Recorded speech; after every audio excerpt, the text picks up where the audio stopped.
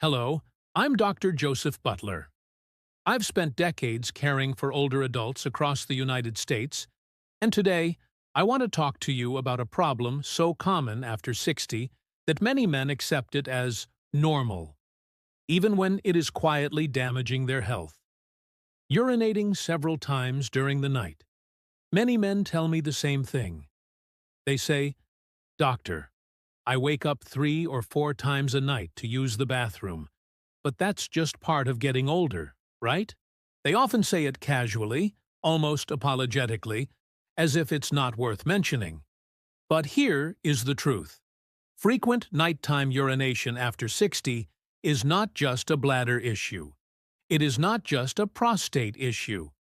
And it is certainly not harmless. When nighttime urination becomes frequent, it disrupts sleep, stresses the heart, alters hormones, weakens muscles, affects memory, and increases the risk of falls.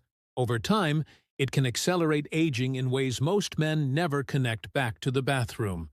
And that is why we need to talk about it openly. First, let me clarify something important.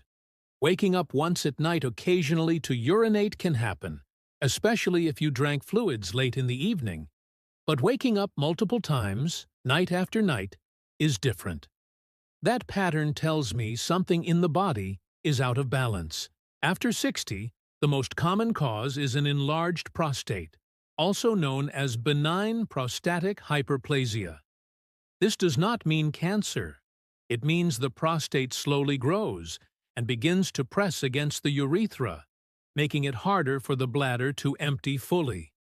As a result, the bladder never truly rests.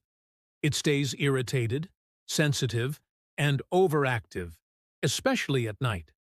But the prostate is only part of the story. As we age, the bladder itself changes. Its capacity decreases. Its signals become less precise. The brain-bladder connection weakens. At the same time, the body shifts fluid differently. During the day, fluid pools in the legs. At night, when you lie down, that fluid returns to circulation and ends up filtered by the kidneys, increasing urine production. This means many men are producing more urine at night than they did when they were younger, even if they haven't changed how much they drink. Now, add sleep changes. Sleep becomes lighter with age. Deep sleep decreases.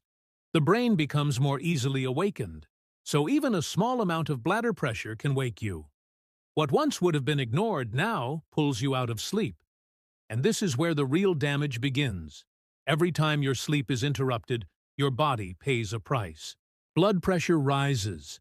Stress hormones increase. Testosterone production drops. Inflammation goes up. The brain does not clear metabolic waste as efficiently. Memory consolidation suffers. Many men focus on the inconvenience of getting up to urinate, but they underestimate the cost of losing uninterrupted sleep. I have seen men whose blood pressure medications kept increasing, whose energy kept dropping, whose memory felt foggier every year. And the root cause was not the heart or the brain directly.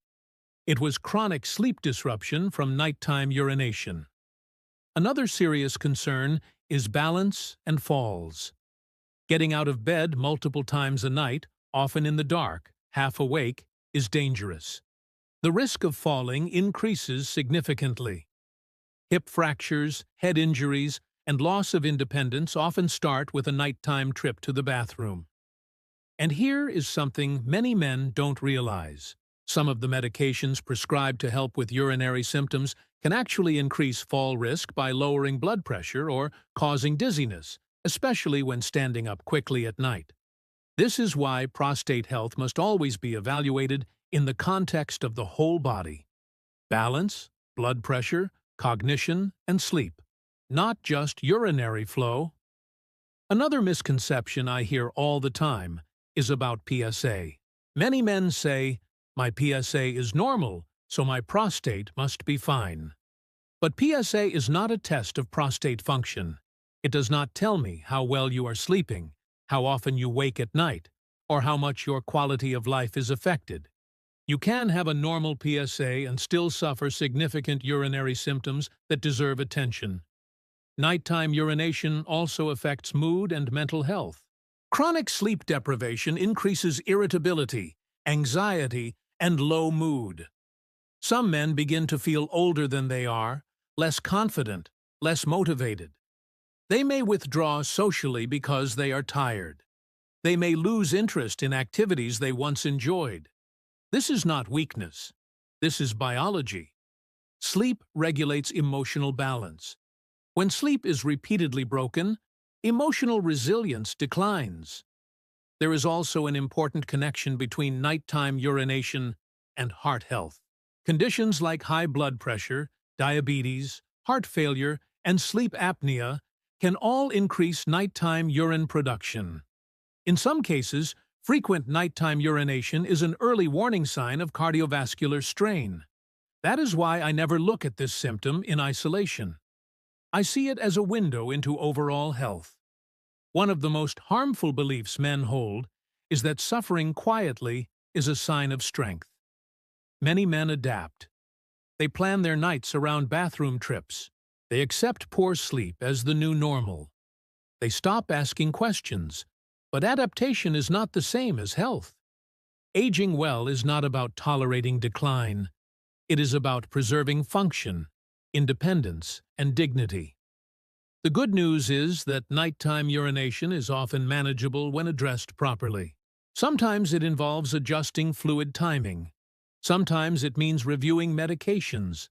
Sometimes it requires treating underlying conditions like sleep apnea or poorly controlled blood sugar. In other cases, prostate-specific treatments may help, but only when chosen carefully and monitored closely. What matters most is not ignoring the symptom. If you are over 60 and urinate several times at night, your body is trying to tell you something. It is asking for attention, not resignation. I want to emphasize something very important. This is not about being embarrassed. This is not about losing masculinity. This is about protecting your health. I have seen men regain better sleep, sharper thinking, improved mood, and even better blood pressure control once nighttime urination was properly addressed. The body is remarkably resilient, even later in life, when given the right support. If you are watching this and thinking, "This sounds familiar," I encourage you to bring it up with your doctor. Be specific. Talk about how many times you wake, how it affects your sleep, your energy, and your balance. A good clinician will listen. And if you are caring for an older man, a father, husband, or partner, understand that this symptom matters more than it seems. Nighttime urination is not just a nuisance. It is a signal. Healthy aging is not about ignoring signals. It is about responding to them early, thoughtfully, and with respect for the whole person. Thank you for spending this time with me. If this explanation helped you understand your body better, I invite you to subscribe to the channel using the link below so you don't miss future conversations like this. And if you feel comfortable, share in the comments. How many times do you wake at night? And how does it affect your day? Until next time, take care of your health, including the signals that wake you up in the dark. Join us on Healthcare Seniors. Amen.